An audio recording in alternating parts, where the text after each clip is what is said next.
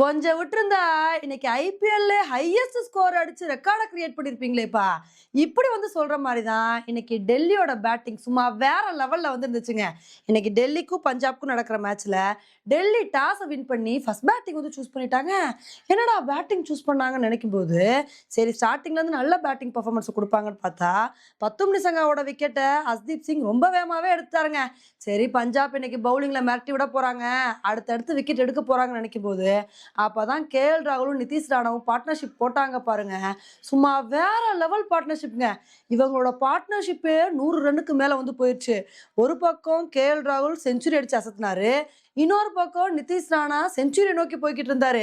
இவங்களோட பார்ட்னர்ஷிப்பை இன்னைக்கு உடைக்கிறது கஷ்டம். இவங்க 2 பேரும் அதிரடி காட்டி இன்னைக்கு பட்டைய கலப்ப போறாங்க அப்படின்னு தாங்க வந்து எதிர்பார்த்தோம். அப்பதான் என்ன ஆச்சு அப்படின்னா, சாகலோட பால்ல நிதிஷ் ராணா ஸ்டோனிஸ்க்கு வந்து கேட்ச் கொடுத்து அவுட் ஆயிட்டாரு. அவர் அவுட்டுன்னு சொல்லிட்டு நடை கட்ட ஆரம்பிச்சிட்டாருங்க. சரி அவர் அவுட் ஆயிட்டாரு அப்படின்னு தான் எதிர்பார்த்தோம்.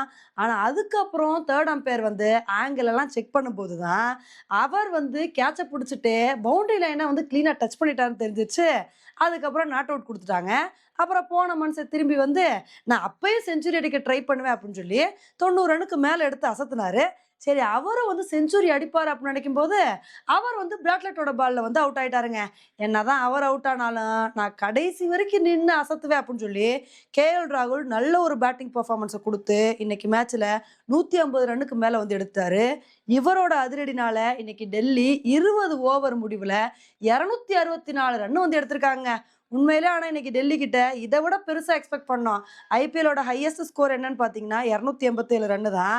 இதையே இன்னைக்கு பிரேக் பண்ணிடுவாங்க அப்படின்னு தான் எதிர்பார்த்தோம். அந்த அளவுக்கு வந்து கேஎல் ராகுல் நிதிஷ் ராணா இவங்க 2 பேரோட பார்ட்னர்ஷிப் வந்து வேற லெவல்ல வந்து இருந்துச்சு. ஆனா ஒரு கட்டத்துல கடைசி கடைசி கொஞ்சம் வந்து ஸ்கோர் வந்து கம்மியாயிருச்சு. ஆனா இது ஒரு பெரிய டார்கெட் தான். இருந்தாலும் இதை பஞ்சாப்னால சேஸ் பண்ண முடியாது அப்படின்லாம் வந்து சொல்ல முடியாதுங்க. ஏன்னா பஞ்சாபோட பேட்டிங் ஆர்டரும் சூப்பரா வந்திருக்கு. பிரியான் சாரியா, பிரப்சிம்ரன் சிங் இவங்களோட பார்ட்னர்ஷிப் வேற லெவல்ல வந்து இருக்கும். பஞ்சாபோட மெயின் ப்ளஸ் பாயிண்ட் என்ன அப்படின்னா, ஏதாவது ஒரு பேட்ஸ்மேன்ஸ் வந்து கை கொடுக்குற மாதிரி விளையாண்டுருவாங்க, யாராவது பார்ட்னர்ஷிப் வந்து போட்டுருவாங்க. அந்த மாதிரி தான் எல்லா மேட்ச்லயும் வந்து விளையாண்டு இது வரைக்கும் எல்லா மேட்சையும் வின் பண்ணியிருக்காங்க. ஆனா இன்னைக்கு டெல்லி வந்து பஞ்சாப்பை வீழ்த்துறதுக்கான வாய்ப்புகளும் வந்திருக்கு.